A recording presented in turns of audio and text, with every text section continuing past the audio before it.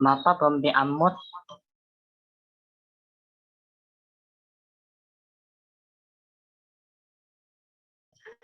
Oke, assalamualaikum warahmatullahi wabarakatuh. Selamat siang semuanya. Waalaikumsalam warahmatullahi wabarakatuh, Pak.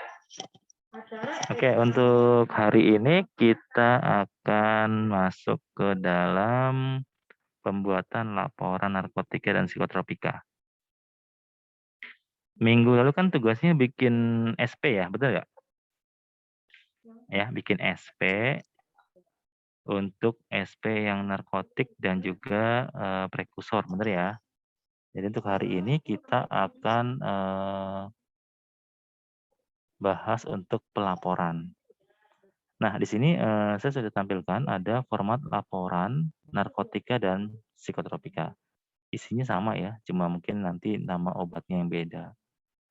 Nah, mungkin dari kalian yang belum pernah PKL di apotek atau rumah sakit, nah untuk beberapa golongan obat itu ada laporannya setiap akhir bulan, ya. Jadi ada pelaporan narkotika, ada pelaporan psikotropika. Itu yang biasanya wajib dilaporkan oleh apoteker. Ya, seperti itu.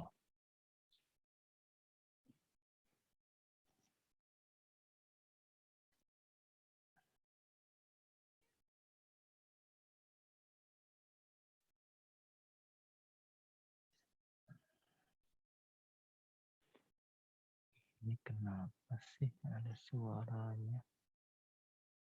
Stop. Nah ya, jadi untuk obat-obatan golongan narkotika, psikotropika itu biasanya nanti akan dilaporkan oleh apoteker ya di akhir bulan, ya direkap di akhir bulan, lalu nanti di awal bulan. Jadi misalnya gini, sekarang bulan apa nih? Bulan Oktober, ya kan? Pemakaian obat di bulan Oktober ini akan dilaporkan di bulan November. Periodenya tanggalnya 1 sampai tanggal 10. Jadi laporan-laporan ini mesti dilaporkan ke Badan POM dan Dinkes Kesehatan ya. Dinas Kesehatan itu setiap tanggal 1 sampai tanggal 10 di bulan berikutnya. Nah, makanya kalian sebagai nanti TTK biasanya akan membantu apoteker untuk merekap berapa sih total pemasukannya, berapa sih total pengeluaran dari tiap masing-masing obat yang ada di apotek atau rumah sakit yang memang golongannya narkotika atau psikotropika. Coba mungkin dari kalian yang tahu contoh obat narkotika apa yang kalian kenal yang ada di apotek atau rumah sakit? Kodein, Pak. Analsi. Kodein. Analsi. Analsi obat apa ya? Narkotika atau psikotropika? Fisika ya, Pak. Psikotropika.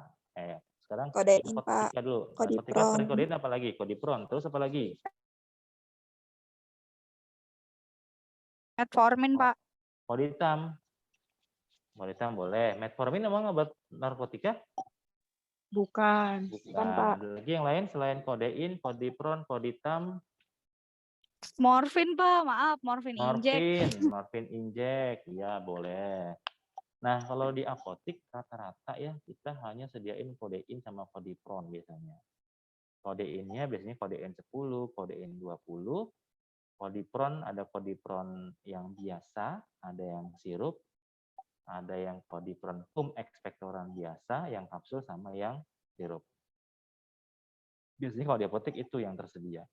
Tapi kalau di rumah sakit mungkin sediaannya kan lebih banyak tadi kayak koditam, kayak ada morfin, petidin ya dan lain-lain itu banyak di rumah sakit. Tapi kalau di apotek rata-rata hanya kodein, kodipron, kodipron cum expectorant. Itu ada 3 sediaan itu ya. Nah, jadi nanti tugas kalian adalah ini saya sudah buatkan format laporannya ya. Format laporannya seperti ini. Jadi ada kodenya ini dikosongin aja, nggak usah diisi nggak apa-apa ya. Kemudian nama obatnya, nanti tulis ya, kodein 10 mg, kodein 20 mg, kodipron kapsul, kodipron sirup, kodipron cum expectorant kapsul, kodipron ekspektoran sirup. Satuannya apa? Kapsul, ataukah botol, ya, ataukah tablet diisi di sininya. Sampai sini paham? Paham, Pak. Paham. Paham, Pak. Nah, kemudian ada Paham, stok Pak. awal. Stok awal ini nanti kamu catat ya. Di sini ada stok awalnya. Nanti akan saya contohkan. Ada stok awal ya, ada jumlah pemasukan, dari mana PBF-nya, ya. Biasanya kalau narkotika semua dari PT Kimia Farma, PBF-nya. Ya. PBF, KF misalnya. Dari sarana. Jadi pemasukan ini bisa ada dua tempat sumbernya.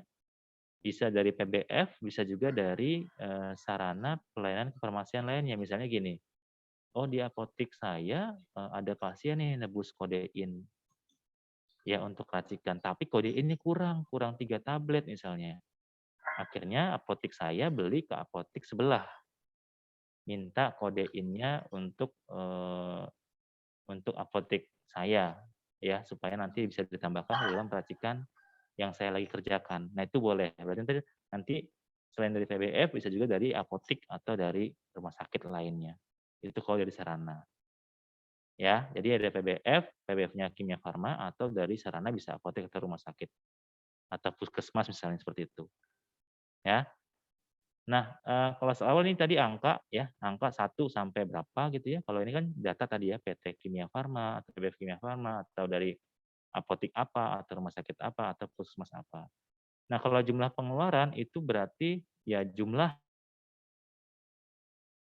resep, dari resep yang masuk misalnya ada resep masuk nih isinya ada kodein ya, kodein yang kamu mau kasih berapa 20 mg, berapa total pengeluaran dalam 1 bulan. Jadi ini kamu menghitung nih jumlah pengeluaran dalam 1 bulan.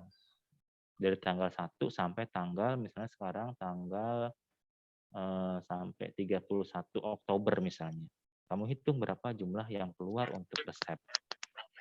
Kalau untuk sarana, ini berarti nanti berapa sih jumlah kodein atau obat narkotik yang lain yang keluar tapi digunakan atau diberikan kepada sarana pelayanan kefarmasian yang lain. Jadi kamu jual itu untuk apotik atau ke rumah sakit atau enggak ke puskesmas misalnya kayak gitu. Ya, itu untuk sarana. Nah, jelas ya. Jadi ada 2 untuk resep atau untuk sarana. Kemudian pemusnahan. Nah, ini kosongin aja ya. Jadi kita nggak ada untuk pemusnahan. Jadi strip aja, nggak usah dihitung atau nggak usah diisi. Ya, ini ada jumlah, nomor BAP, berita acara pemusnahan ya. Tanggal BAP berarti tanggal berita acara pemusnahannya. Nah, di sini ada stok akhir. Berarti kamu mesti menghitung stok awal ditambah pemasukannya. Sorry, di sini berarti angka ya, bukan PBF ya. Jadi stok awalnya misalnya 15. Dari PBF-nya masuk berapa nih? Masuknya misalnya 100. Dari sarana masuk berapa nih? Oh, kita pernah beli ke apotek sebelah 5, berarti 105. Ya kan? 15 tambah 105 berarti 120 misalnya. Pengeluarannya berapa? Untuk resep misalnya cuma 20 tablet misalnya.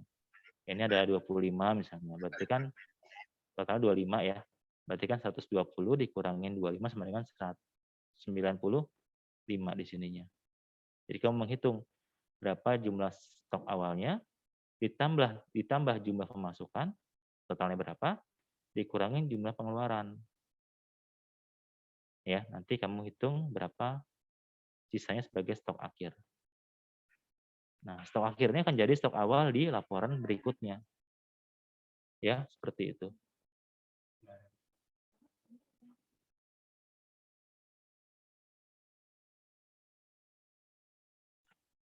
Ya, jadi itu contoh untuk pengisian laporan narkotika.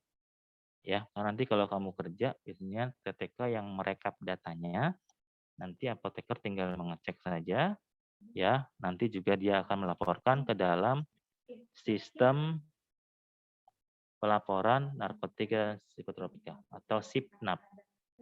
Jadi itu program aplikasi untuk pelaporan narkotika psikotropika itu sekarang sudah pakai aplikasi namanya SIPNAP, Sistem Informasi Pelaporan Narkotika dan Psikotropika. Ya, sama ya pelaporannya setiap tanggal 10 maksimal. Kirim-kirim surat lagi sudah menggunakan sistem pelaporan online. Nanti yang buka hanya bisa apoteker, TTK hanya merekap datanya aja. Ya, ini yang psikotropika sama ya. Jadi bentuknya sama juga, nama obatnya apa, satuannya apa, berapa jumlah stok awalnya, berapa yang masuk dari PBF ada berapa, dari Serna berapa, ya. Pengeluarannya untuk resep berapa butir, berapa botol ya, untuk Serna berapa botol, berapa tablet misalkan. Ini di strip aja. Nah, stok akhirnya berapa? Sampai sini ada pertanyaan? Bapak itu yang jumlah obatnya per golongan tetap 20, Pak. Kenapa? Apa beda? Jumlah obat per golongannya kayak narkotik misalnya 20 kayak gitu, Pak. Oh, nanti saya kasih kartu stoknya. Nih, kartu stoknya nih. Sebentar. Kelihatan nggak? Kartu stok. Kelihatan, Pak. Oke. Jadi, bentar. Tadi ada apa sih? Jadi ini ada kartu stok ya. Kartu stok yang harus kalian analisa. Ya. Analisa. Jadi misalnya ada cuma 6 obat nih. Nanti tolong kalian rekap untuk pemakaian dan penerimaan dari obat-obat golongan narkotika ini ke dalam laporan yang tadi. Ya, dibiasakan juga untuk laporannya harus urut ya. Jadi kalau secara abjad ya. Jadi kalau kodein ya, kodein dengan kodipron berarti kan kodein dulu, kodein baru kodipron ya kan. Nanti baru kodipron ke akum ekspektoran dan seterusnya. Jadi harus urut abjad untuk pengisiannya. Nah, contohnya di sini ya, saya contohin satu kartu stok. Jadi kalau sekarang di sini soalnya ternyata disuruh bikin laporan penggunaan narkotika bulan September. Ya, karena ini yang kelihatan ya, Septembernya banyak nih. September, ya, September. Ini juga sama nih.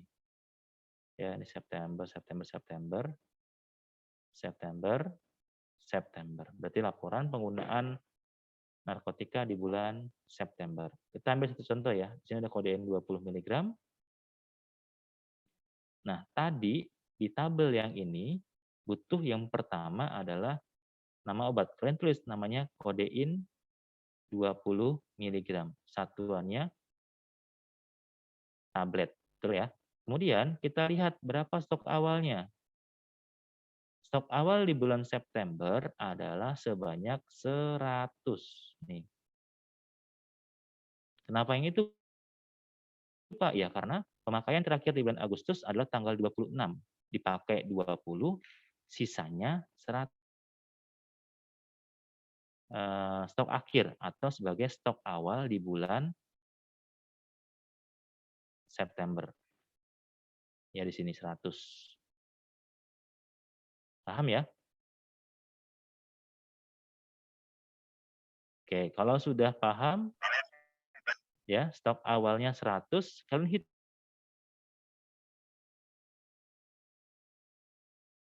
hitungkan di bulan September. Lihat di kolom masuknya. Nih, ya. Ada nggak pemasukan di bulan September? Oh ada, tanggal 23 bulan 9. Sebanyak 250 tablet. Dari mana? Kimia Farma, berarti dia belinya bukan dari Sarana, tapi dari PBF. Ya, kamu isi ke dalam pemasukannya. Berarti sini masuk 250. Di sini 100, di sini 250. Ya kan? Kemudian kita hitung berapa jumlah pengeluaran di bulan September. Ingat, di bulan September. Berarti yang angka 9 di sini ya, yang tengahnya 9 di bulan 9. Kamu hitung berapa jumlah pengeluarannya? Ya ini 15 tambah 8 tambah 10 tambah 4, tambah 15, tambah 10, tambah 12, tambah 10, tambah 3. Silakan dihitung berapa jumlah pengeluarannya. Dan cek juga apakah semua pengeluaran ini untuk resep atau ada untuk sarana. Nah, ternyata aman ya, di sini untuk resep semua ya, resep nomor 26, resep nomor 12, resep nomor 23, dan seterusnya. Ya, jadi nggak ada yang untuk sarana. Nah, berarti aman. Kamu tinggal hitung 15 tambah 8 tambah 10 tambah 4 tambah 15 tambah 10 tambah 12 tambah 10 tambah 3. Silakan dihitung. Nah, itu dimasukkan ke dalam pengeluaran. Untuk resepnya berapa di sini. Paham sampai sini? Paham. Paham, Pak. Paham. Coba Bapak, kamu maaf iya. mau tanya. Iya, silakan langsung aja. Berarti kita udah dapat data-data obat yang untuk dibuat pelaporannya ya, Pak ya? Udah Bapak Iya, kasih ya, Pak, ini berarti nanti ya? saya kasih, iya, ada 6 Oke. obat. Baik, Jadi Pak, terima kasih. Jadi gampang ya, nanti tinggal kamu hitung aja ya. Stok awalnya 100, pemasukannya 250 ya. Pengeluarannya kamu hitung tadi berapa yang untuk resep ya. Tinggal dihitung berapa stok akhirnya. Stok awal ditambah pemasukan dikurangin pengeluaran. Masukin di sini angkanya. Seharusnya sih kamu nggak usah ngitung lagi, bisa ketahuan nih. Berapa sih stok akhirnya? Lihat dari sini nih. 263 ya, ketahuan kan? Tinggal dilihat dari kartu stoknya, sebenarnya udah kelihatan. Cuma untuk memastikan lagi silakan dihitung dari sini. 15 sampai angka 3 di sini dihitung berapa jumlahnya, ya kan? Stok awal 100 ditambah 250 dikurangi pengeluaran, nanti sisanya harusnya sebanyak 263 tablet. Paham ya? Paham, Pak. Paham. Kemudian untuk psikotropika sama ya. Jadi prinsipnya sama kayak tadi ya. Ini psikotropikanya ada analsik, ada G+, ya. Ada luminal, ada frisium, ada braxidin, palisande, cetalgin, alprazolam. Ada banyak nih. Ada sesolid, ada proneuron, ada spasmium. Ya, sama. Nanti dibuat laporan penggunaannya di bulan September. Ya, penggunaan di bulan September. Ya, sama kayak tadi. Nanti stok awalnya berarti stok akhir di bulan Agustus nih, 72 misalnya. Ya kan, ada nggak pemasukannya? Ada 100. Ya, dan pengeluarannya dihitung dari 5 sampai 10 ini. Dihitung berapa jumlah pengeluaran. Tinggal dihitung, nanti sisanya sebagai stok akhir berapa ya? Sebenarnya udah tergambar di sini. Stok akhirnya adalah 96. Ya, seperti itu. Kemudian di sini nggak ada yang apotik ya? Oh, nggak ada nih, aman semua. Oh, ini ada nih ya. Lihat nih, ada Apotik Jaya, Apotik Jaya, Apotik Jaya. Berarti kalau di sini psikotropika nanti pengeluarannya ada 2 macam, ada untuk resep ya. Ini kan resep, resep, resep, resep, resep, resep, resep ya, resep, resep. Jadi yang resep dihitung berapa jumlahnya, yang untuk apotik atau sarana dihitung berapa jumlahnya. Tapi tetap akan dihitung jadi satu sih, cuma untuk memisahkan aja berapa yang untuk pemakaian resep, berapa untuk pemakaian di apotiknya. Gitu ya.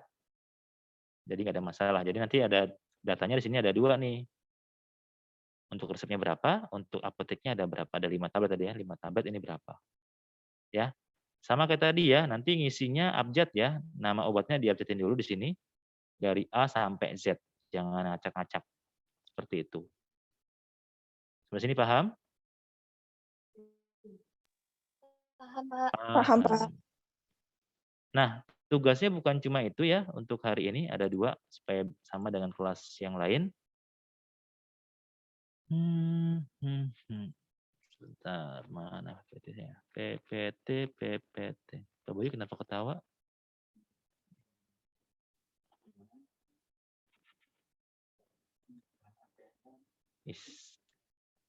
Kok bisa?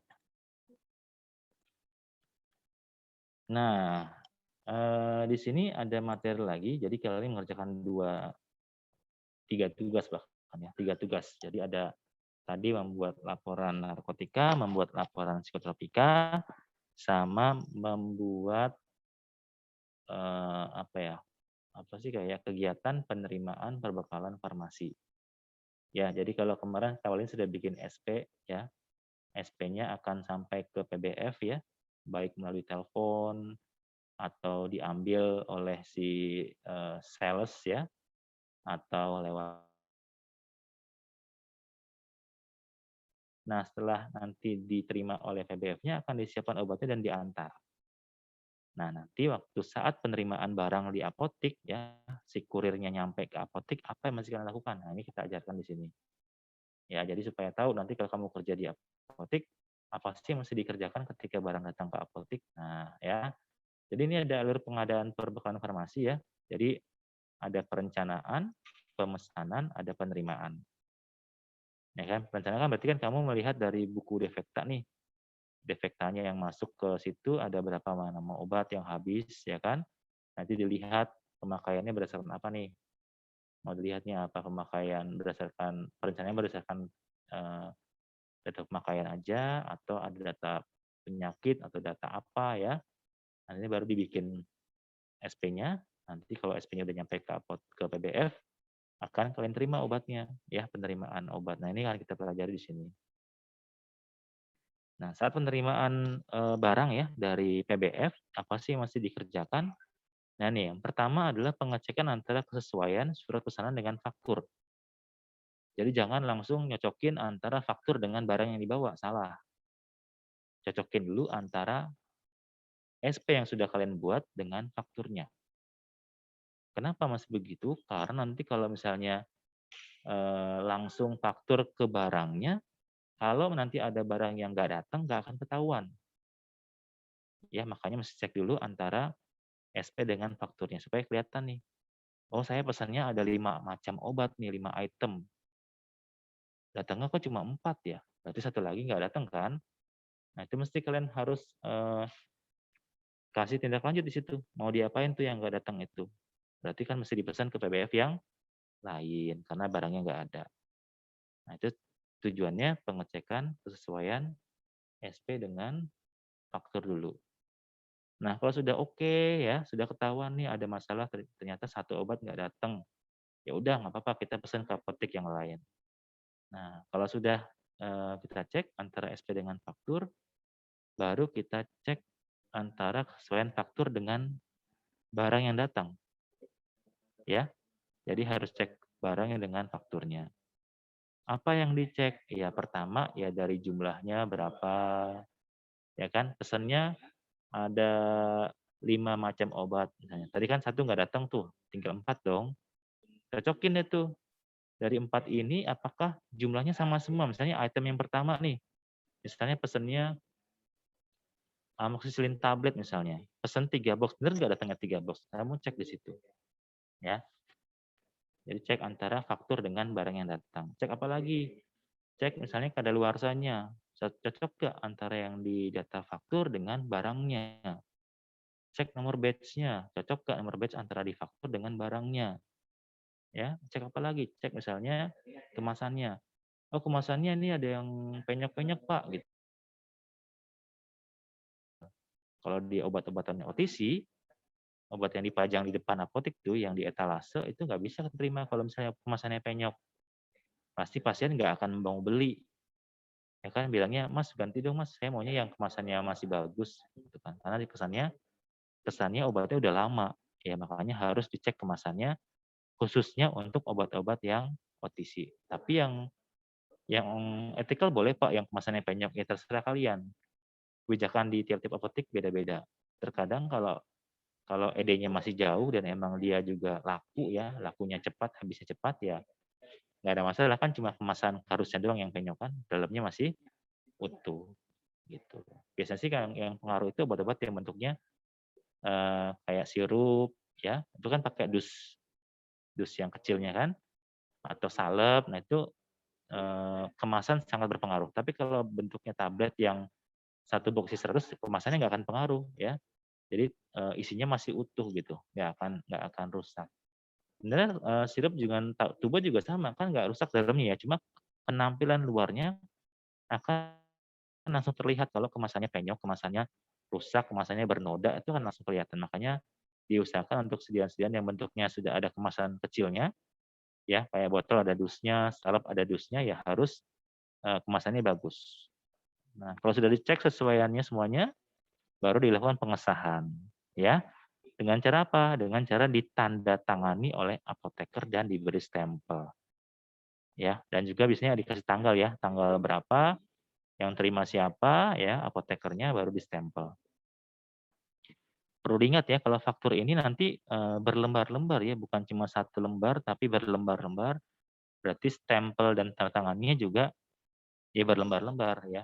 Kalau di faktur biasanya kertasnya akan tembus. Jadi kalau tanda tangan di depan, paling depan, itu akan tembus ke bagian belakang. Tapi kalau untuk stempelnya, setiap lembarnya mesti dicap basah. Ya, seperti itu. Ya. Nah, di sini sudah saya berikan contoh ya. Ada contoh surat pesanan yang sudah dibuat ya, dan juga faktur yang diterima. Jadi kita karena prakteknya secara online ya, kita nggak bisa nyocokin dengan barangnya. Jadi kita hanya cocokkan antara faktur dengan si SP gitu ya. Nah, di sini ada contoh, ada SP untuk PBF Prima Pratama ya. Ada 5 item obat ya, sama ya, 5 item obat. Mukopek 2 box yang dipesan, Bisolvon tablet 2 box, Ultraflox Supos 6, Betadine Solution 60 ml 5, Cloderma Cream 10 gram 3. Nah, setelah diterima, setelah ditelepon ke PBF ya, diterima barangnya ini pakai faktur ini, kita kan cek ya antara faktur dengan SP-nya. Cocokin. Mukopek pesannya 2, benar nggak 2? Benar. Bisolvon pesannya 2, benar. Ultraflox pesannya 6, benar. Betadine Solution pesannya 5, benar. Cloderma Cream 3 datangnya 5. Berarti yang sesuai adalah si Clodermanya nih. Ya, kelebihan. Pesannya cuma 3, datangnya 5. Ya, ini temuan yang pertama. Kedua, cek expire date-nya, lihat. Ada nggak yang ganjil? Nah, ternyata ada expire date si Ultraflox Supos nih, kelihatan nih. Bulan 1 tahun 2022. Artinya cuma 3 bulan lagi. Ya, berarti kalau kalian terima barang yang seperti ini, ya, harus dengan jeli ya, lihat expire date-nya. Jangan sampai terlalu dekat. Ini 3 bulan sebenarnya deket banget ya, nggak layak untuk dijual ke pasien. Ya, karena pasien biasanya akan curiga nih, kok obatnya deket lagi expire, jangan-jangan mau rusak nih obatnya. Makanya harus saat terima barang harus dilihat minimal setahun biasanya kalau di apotek atau rumah sakit expire date-nya. Makanya harus dicek. Nah, di sini ada Ultraflox Supos yang ED-nya dekat. Berarti mesti di apa ini? Diretur ya. Returnya gimana ya? Langsung di fakturnya ini ya, yang di sini ya, tandain nih misalnya, dicoret nih. Kalau dermanya dicoret 5-nya jadi 3, ya kan? Ultraflox Suposnya kamu coret semuanya nih. Coret dari ujung ke ujung. Kasih keterangan di sini. Ya, tanda bintang. Cloderma diretur 2. Ultraflox diretur 6 box dalam kurung expire date atau kadaluarsanya dekat gitu. Jadi selain dicoret di sininya nih ya, Ultraflox coret dari awal nih, dari angka batch-nya dicoret dari ujung ke ujung, ya kan? Cloderma coret 5 jadi 3. Dikasih keterangan di sini. Cloderma diretur 2 tube, Ultraflox diretur 6 box. Karena mendekati expired tangan di sini. Ya.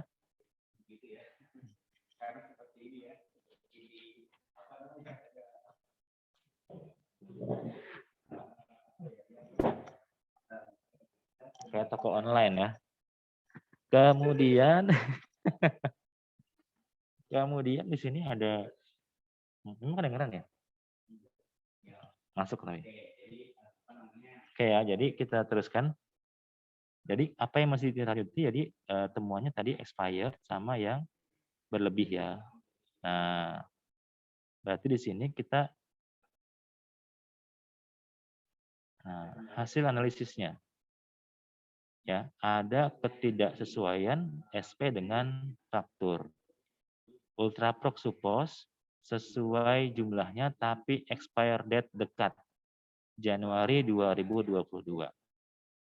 Cloderma 10 gram krim, pesen 3 tube, datangnya 5. Nah ini ya, jadi tindak lanjutnya apa? Ultraprox langsung diretur ya. Tandain langsung di fakturnya dengan diberi keterangan atau bisa tadi dicoret ya. Tadi kasih keterangan, retur ya, expire date dekat. Ini juga 3 datangnya 5 berarti yang 2 diretur ya. Nah, kalau sudah ditandain di fakturnya, baru disahkan fakturnya dengan cara tanda tangan dan diberi stempel. Ya. Jangan lupa di paraf yang kamu tulis tangan tadi, di tanda tangan di pasti paraf. Kalau bisa distempel, kalau enggak cukup di tanda tangan aja. Siapa yang meretur itu. Ya, itu kurang lebih ya untuk pengerjaannya, pengecekan atau penerimaan cocokan antara SP dengan fakturnya. Sampai sini ada pertanyaan? Bapak tugasnya tulis tangan atau ketik ya, Pak? Oke, sebentar. Jadi untuk tugasnya tulis tangan aja. Nah ini sudah saya siapkan ya. Ada soal, mana sih SP-nya? Sebentar.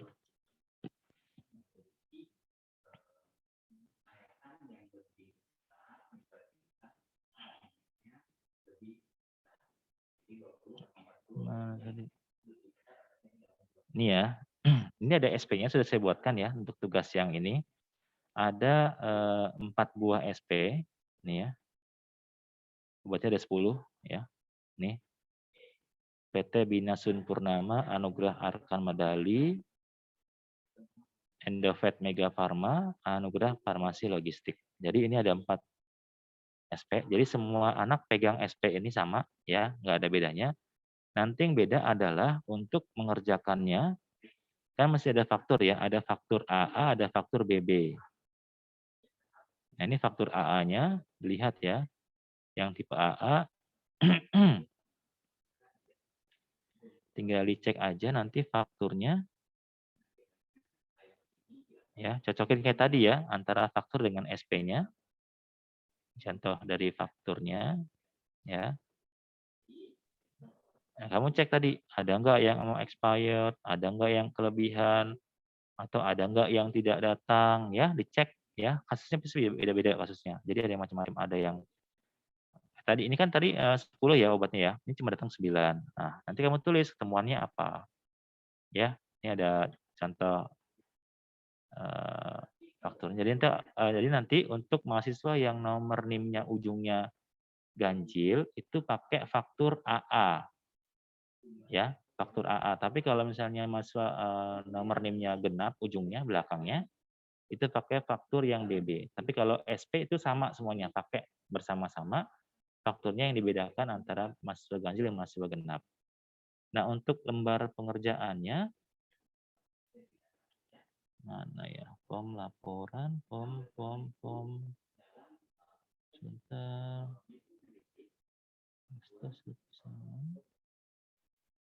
Lembar. Nah, bentar nih saya tampilkan. Jadi kalian hanya menuliskan saja, boleh diketik, boleh ditulis tangan ya. Ini ada formatnya. Lembar jawaban kesesuaian penerimaan perbekalan farmasi. Ya, nanti tinggal diisi namanya siapa, nomor NIM-nya berapa, kelasnya apa, tipe soalnya apa nih, soal AA atau BB. Jadi kalau tadi NIM-nya ganjil pakai tipe soal AA, kalau NIM-nya genap pakai soal BB. Nanti tinggal ditulis nomor fakturnya berapa, lihat di fakturnya ada nomor fakturnya. Nah, PBF-nya apa, yang tidak sesuai apa kayak tadi. Ya, temuannya apa nih? Ya kan? Sama kayak PPT tadi. Jadi temuannya apa? Ketidaksesuaiannya apa? Tindak lanjutnya bagaimana? Pengesahannya bagaimana? Gitu. Ya, ada 4. Ini ada 4, 1, 2, 3, 4. Seperti itu. Ada pertanyaan sampai sini? Berarti yang format tadi itu Pak per PBF dan surat pesanan ya Pak? Iya, jadi kamu isinya ada 4 isian tadi ya. Jadi kamu tinggal isi untuk PBF yang pertama, kedua, ketiga, keempat itu kamu analisa ya berdasarkan SP yang dibagikan gitu. Nanti faktur dipilih ya yang tadi saya bilang yang NIM-nya ganjil pakai faktur yang AA, kalau yang genap pakai faktur yang BB. Tapi kalau SP-nya semuanya sama ya. Yang fakturnya yang dibedakan. Gitu. Ada pertanyaan lagi?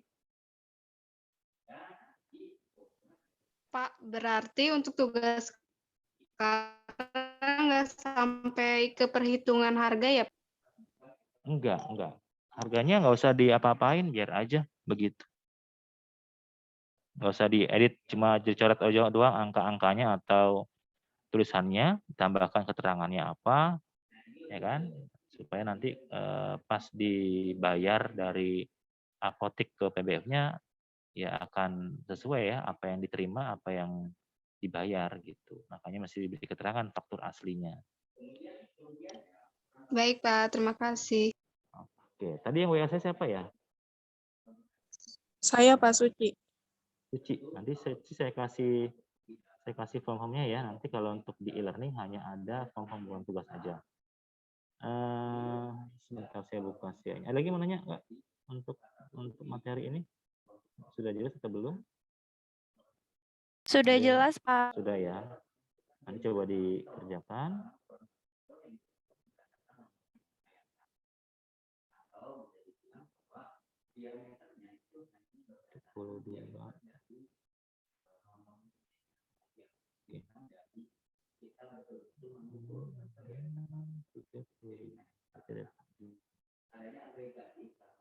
Ini kok nggak ada?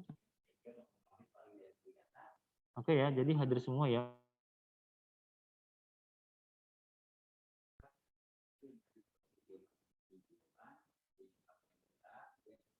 Tapi agak sedikit aneh nih, banyak banget sih maksudnya. 32 di SIA saya, tapi yang di partisipan ada 35. Harusnya 34.